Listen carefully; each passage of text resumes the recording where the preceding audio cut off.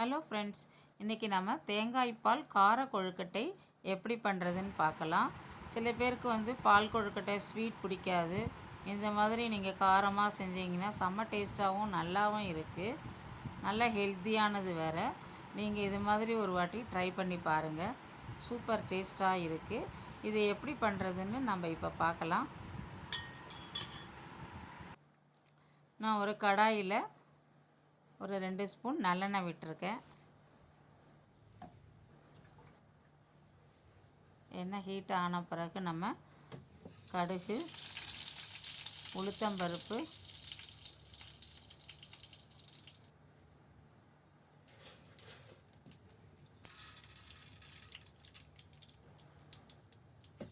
பெருங்காயம், கருவேப்பிலை, கொத்தமல்லி தாளித்து கொட்டிக்கலாம்.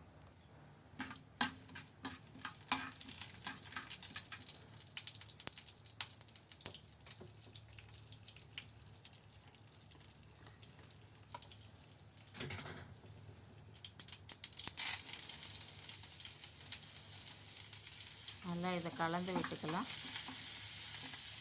இப்போ நம்ம நல்லா ஒரு பெரிய கிளாஸால் 2 கிளாஸ் தண்ணி விட்டுக்கலாம். நான் இடியாப்ப மாவை நல்லா பசைஞ்சு சின்ன சின்ன உருண்டைகளாக சீடை மாதிரி உருட்டி வச்சுருக்கேன். அதை இப்போ இதில் எடுத்து போட்டுக்கலாம்.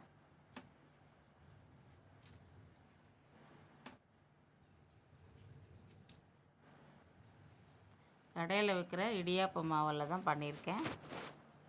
நீங்கள் வேணும்னா அரிசி மாவை நல்லா கலந்துட்டு பண்ணிக்கோங்க.